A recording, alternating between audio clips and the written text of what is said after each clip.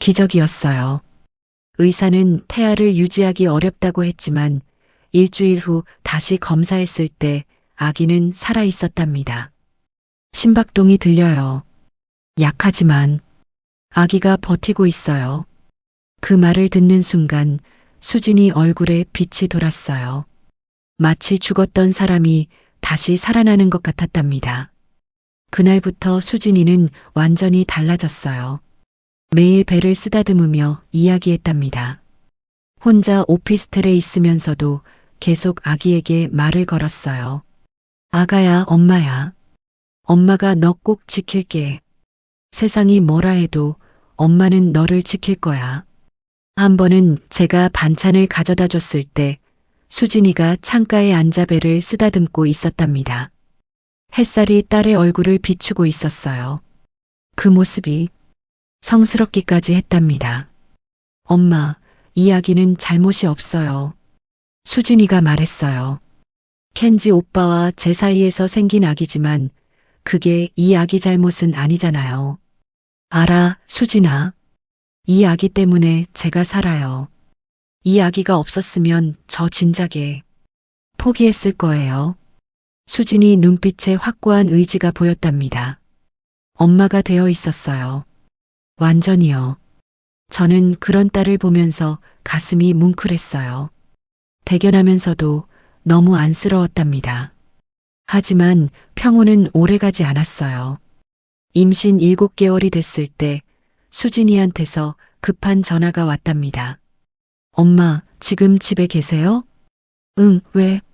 지금 갈게요. 30분 후 수진이가 집에 왔어요. 배가 많이 나온 상태였답니다. 하지만 얼굴이 창백했어요. 무슨 일이야? 켄지 오빠가 결혼한대요. 뭐? 오빠 친구한테 연락이 왔어요. 다음 달에 도쿄에서 결혼식 한대요. 수진이가 소파에 주저앉았답니다. 저한테는 한마디도 없었어요. 저는 딸 옆에 앉았어요. 어떤 말을 해야 할지 몰랐답니다.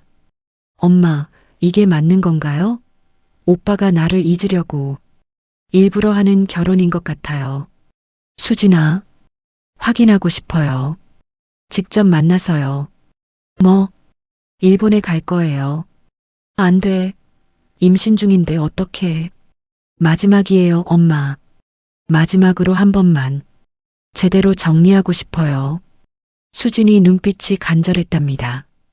저는 말릴 수 없었어요. 사실 저도 알고 싶었어요. 켄지가 정말 결혼하는지요. 이틀 후 수진이는 일본행 비행기표를 끊었어요. 엄마, 걱정 마세요. 이틀만 다녀올게요. 수진아, 정말 괜찮겠어? 네. 켄지 오빠한테 연락했어요. 내일 저녁에 만나기로 했어요. 수진이는 배가 부른 상태로 공항으로 향했답니다. 저는 불안해서 견딜 수가 없었어요. 그날 밤 잠을 한숨도 못 잤답니다. 계속 수진이 생각만 났어요. 휴대폰을 붙들고 있었지만 연락은 없었답니다. 다음 날 밤 10시쯤 수진이한테서 전화가 왔어요. 울음소리였어요. 통곡에 가까운 소리. 엄마, 엄마. 수진아, 무슨 일이야? 어디야? 호텔이에요. 무슨 일 있었어? 켄지 만났어? 수진이는 한참을 울기만 했답니다. 말을 하려다가 목이 메어서 소리가 안 나왔어요. 수진아, 진정해. 천천히 말해봐. 켄지 오빠가. 한참 후에야 수진이가 말을 이었답니다. 여자랑 같이 왔어요. 뭐? 약속 장소에. 예비 신부랑 같이 왔어요. 저는 숨이 막혔답니다. 다음 날 오후 수진이가 돌아왔어요. 공항에 마중 나갔을 때 딸의 모습을 보고 깜짝 놀랐답니다. 완전히 다른 사람이 되어 있었어요. 눈빛이 죽어 있었답니다. 수진아. 수진이는 제 품에 안겨서 울었어요. 공항 한가운데서요. 사람들이 쳐다봤지만 신경 쓰지 않았답니다. 집으로 데려와서 소파에 앉혔어요. 따뜻한 물을 끓여서 꿀물을 만들어줬답니다. 수진이는 한참을 그냥 앉아 있었어요. 말하고 싶을 때 말해. 엄마가 기다릴게. 1시간쯤 지났을까요? 수진이가 천천히 입을 열었답니다. 시부야역 앞에서 만나기로 했어요. 응. 일찍 도착해서 기다렸어요. 가슴이 계속 두근거렸어요. 수진이가 배를 쓰다듬었답니다. 그런데 오빠가 예쁜 일본 여자랑 같이 나타났어요. 손을 잡고 처음엔 믿을 수 없었어요. 설마 했죠. 하지만 오빠가 저를 보더니 웃으면서 말했어요. 유리코, 이쪽은 한국에 있는 내 동생이야라고. 동생이라고? 네. 저를 여동생이라고 소개했어요. 그 여자는 반갑다고 켄지가 동생 얘기를 많이 했다고 했어요. 수진이 목소리가 떨렸답니다. 저는 그냥 서 있었어요. 배가 이렇게 나온 상태로요. 말도 못하고. 수진아. 그런데 오빠가 제가 보는 앞에서 수진이가 눈물을 흘렸답니다. 그 여자를 껴안고 키스했어요. 길거리에서요. 저를 똑바로 쳐다보면서요. 오빠 눈빛을 봤어요. 미안하다고. 하지만 이렇게 해야 한다고. 그런 눈빛이었어요. 수진이가 흐느껴 울었답니다. 저는 알았어요. 오빠가 일부러 그러는 거라는 걸요. 나를 떠나보내기 위해서요. 하지만 그래도 너무 아팠어요, 엄마. 오빠가 다른 여자를 안고 있는 모습이, 그 여자한테 웃어주는 모습이, 저는 딸을 꼭 안아줬답니다. 켄지, 그 아이도 얼마나 아팠을까요? 수진이를 보면서 일부러 다른 여자를 안고 키스하는 게 얼마나 고통스러웠을까요? 그날 밤 수진이가 잠든 후 저는 작은 방으로 들어갔어요. 문을 닫고 불을 끄고 바닥에 주저앉았답니다. 켄지 생각이 났어요. 제 아들, 일부러 잔인하게 행동해서 수진이를 떠나보내려 한 아들. 그 아이도 사랑했을 거예요. 수진이를요. 하지만 남매라는 걸 알았으니 떠나보내야 했겠죠. 그래서 결혼까지 결심한 거예요. 완전히 선을 긋기 위해서요. 얼마나 아팠을까요? 사랑하는 사람 앞에서 다른 사람을 안고 키스하는 게요. 수진이도 생각났어요. 배가 부른 상태로 일본까지 가서 마지막 희망마저 잃은 딸. 저는 소리내어 울었답니다. 목이 쉬도록요. 미안해. 켄지야, 미안해. 수진아, 미안해. 이 모든 게 제 잘못이에요. 제가 35년 전에 비밀을 만들지 않았다면 이런 일은 없었을 거예요. 두 아이가 이렇게 고통받지 않았을 거랍니다. 한참을 울고 나서야 조금 진정됐어요. 얼굴을 씻고 나왔을 때 집은 조용했답니다. 다음 날 아침이었어요. 수진이가 짐을 싸고 있었답니다. 어디가? 오피스텔로 돌아갈게요. 여기서 지내면서 엄마가 돌봐줄게. 괜찮아요. 혼자 있고 싶어요. 수진이는 가방을 들었답니다. 배가 불러서 걷기가 힘들어 보였어요. 수진아, 택시 불러줄게. 엄마가 같이 갈게. 혼자 갈 수 있어요. 아니야, 엄마가. 엄마. 수진이가 소리쳤어요. 제발, 혼자 좀 있게 해주세요. 지금은 아무도 보고 싶지 않아요. 저는 더 이상 말할 수 없었답니다. 수진이는 집을 나갔어요. 무거운 발걸음으로요. 1시간쯤 지났을까요? 수진이한테서 전화가 왔답니다. 엄마, 도와주세요. 목소리가 약했어요. 수진아, 무슨 일이야? 피가 나와요. 택시 안에서. 뭐? 병원 가야 할 것 같아요. 어디야? 지금 어디야? 수진이가 주소를 말했어요. 저는 급히 옷을 입고 뛰쳐나갔답니다. 도착했을 때 택시는 길가에 서 있었어요. 수진이는 뒷좌석에 웅크리고 앉아 있었고 택시 기사는 당황한 표정으로 서 있었답니다. 수진아, 엄마. 수진이 다리 사이로 피가 흐르고 있었어요. 119, 119, 불러야 해. 손이 떨려서 전화를 제대로 누르지 못했답니다. 택시 기사가 대신 전화해줬어요. 구급차가 왔어요. 수진이를 들것에 실었답니다. 엄마, 우리 아기, 우리 아기. 괜찮아, 괜찮을 거야. 하지만 피는 계속 흘렀답니다. 수진이 바지가 온통 피로 젖어 있었어요. 구급차 안에서 저는 딸의 손을 꼭 잡았답니다. 수진아, 힘내. 병원 가면 괜찮아. 엄마, 일본에 갔던 게 제 잘못이에요. 아니야, 내 잘못 아니야. 아기를 지키지 못했어요. 엄마, 수진이가 의식을 잃었답니다. 응급실이었어요. 수진이를 안으로 데려가는 의료진을 보면서 저는 그 자리에 주저앉았답니다. 미경이한테 전화하고 진수한테도 전화했어요. 여보, 수진이가 큰일 났어. 1시간, 2시간. 시간이 멈춘 것 같았답니다. 미경이가 도착했어요. 진수도 왔고요. 새벽 5시쯤 의사가 나왔어요. 표정만 봐도 알 수 있었답니다. 보호자분이세요? 네.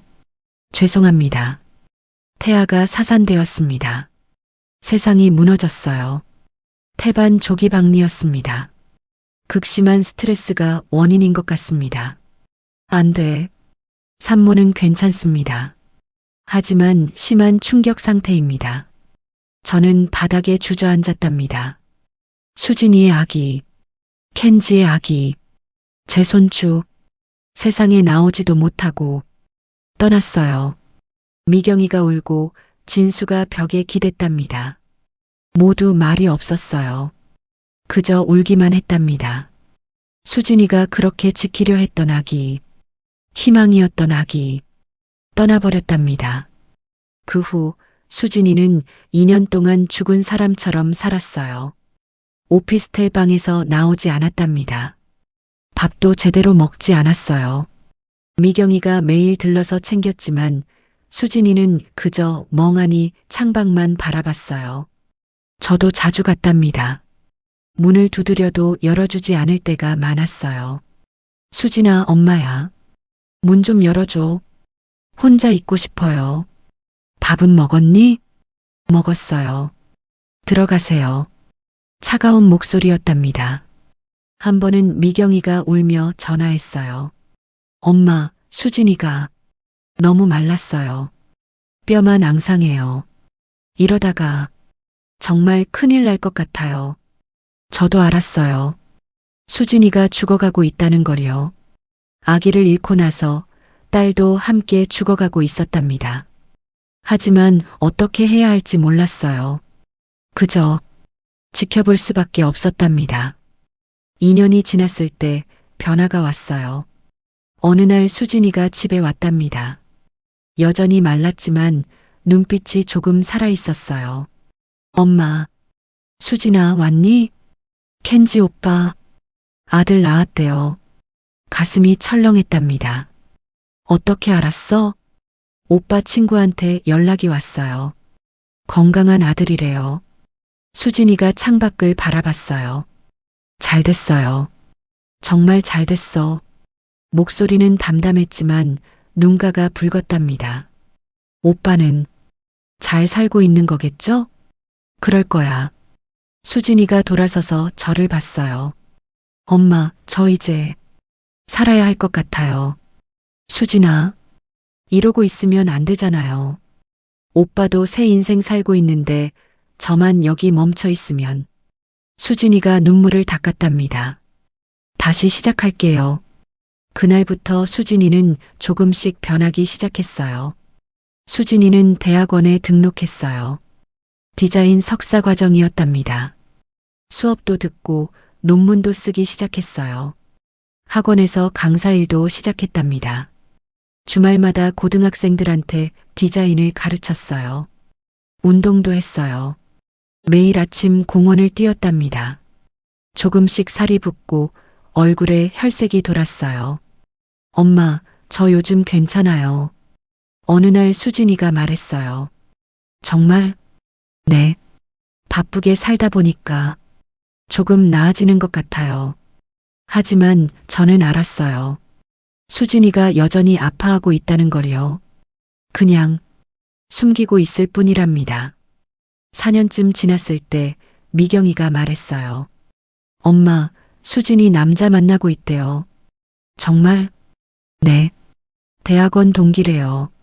수진이한테 관심 있는 것 같아요. 수진이는? 잘 모르겠어요. 그냥 만나는 것 같은데.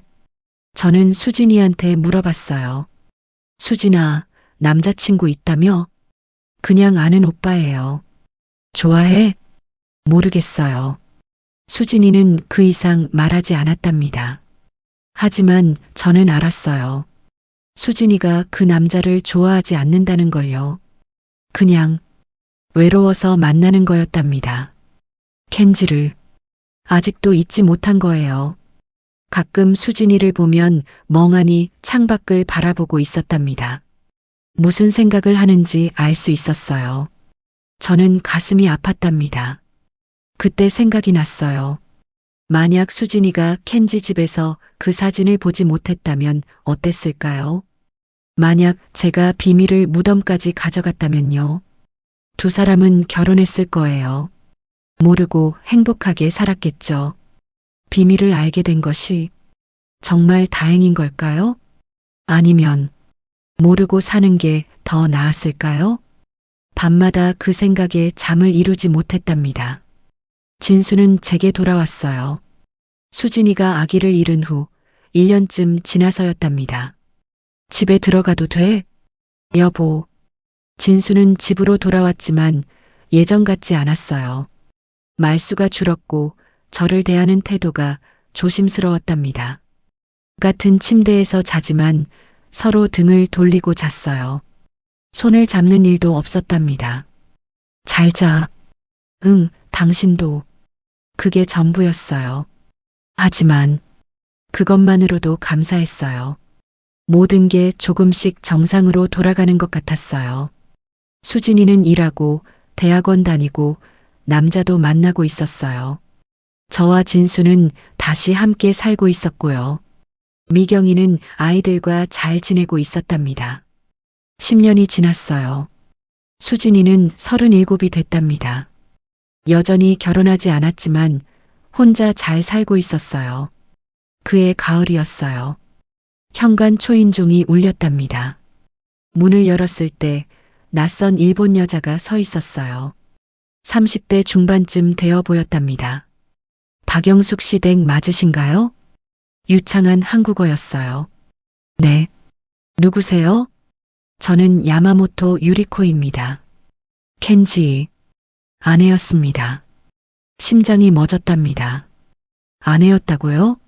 네. 들어가도 될까요? 저는 그 여자를 거실로 안내했답니다. 유리코는 가방에서 봉투를 꺼냈어요. 켄지가 한 달 전에 세상을 떠났습니다. 뭐라고요? 스스로 목숨을 끊었습니다. 세상이 무너졌답니다.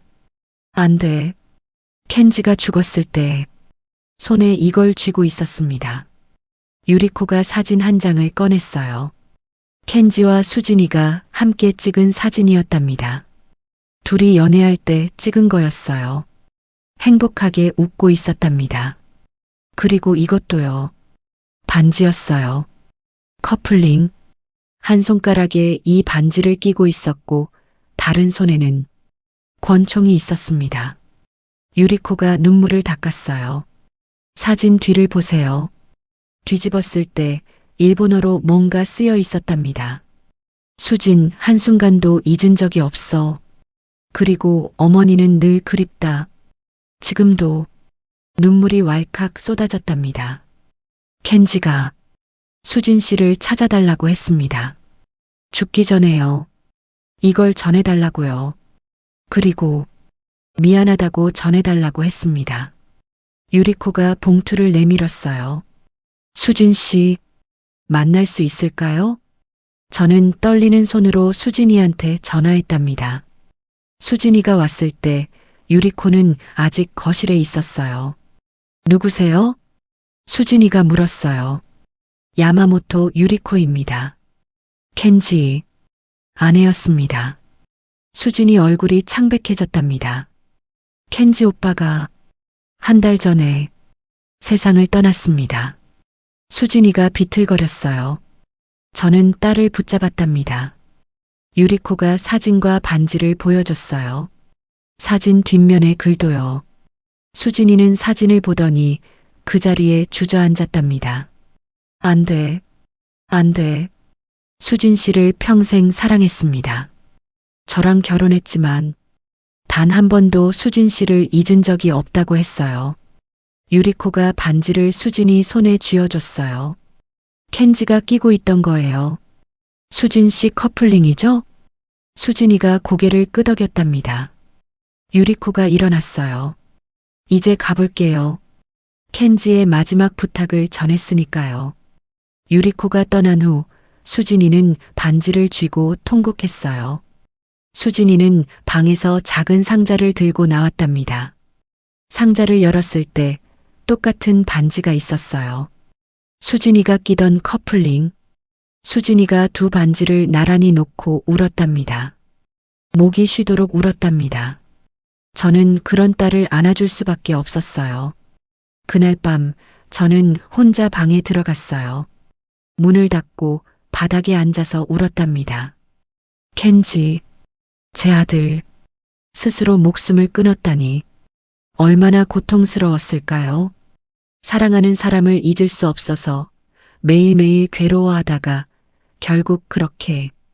이것도 제 잘못이에요. 제가 비밀을 만들지 않았다면 켄지는 죽지 않았을 거예요. 저는 아들을 2번 잃었답니다. 한 번은 일본에서 버리고 왔을 때, 또 한 번은 지금이요. 미안해. 켄지야, 미안해. 소리내어 울었답니다. 일주일 후 저는 일본행 비행기를 탔어요. 켄지의 무덤에 가기 위해서였답니다. 도쿄 외곽의 작은 묘지였어요. 유리코가 알려준 곳이었답니다. 켄지의 묘비 앞에 섰을 때 다리에 힘이 풀렸답니다. 켄지야, 엄마야.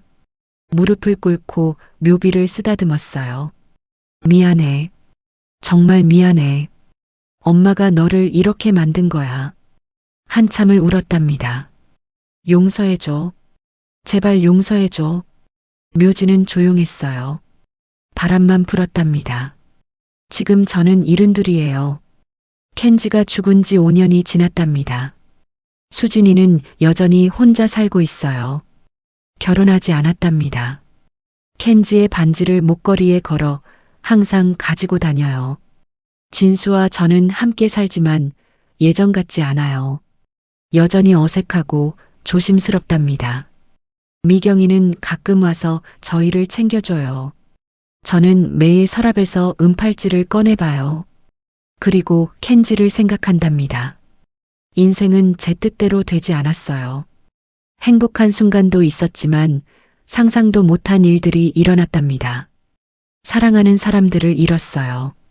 아들도 손주도, 그리고 어떤 의미에서는 남편과 딸도요. 제가 만든 비밀 때문에 모든 게 무너졌답니다. 이제 저는 알아요. 인생 앞에서 우리는 정말 아무것도 아니라는 걸요. 계획하고 숨기고 지키려 해도 결국 모든 건 무너진답니다. 하지만 그래도 살아가야 해요. 수진이도 저도 진수도요. 상처투성이지만 살아가고 있답니다. 켄지야, 엄마는 오늘도 너를 생각한다. 미안해. 사랑해. 그리고 용서해줘. 여기까지 72세 박영숙 씨 사연이었습니다. 이 이야기가 여러분의 마음에 조금이라도 닿았다면 구독과 좋아요 부탁드려요. 여러분의 작은 응원 하나가 저희에게는 큰 힘이 됩니다. 감사합니다.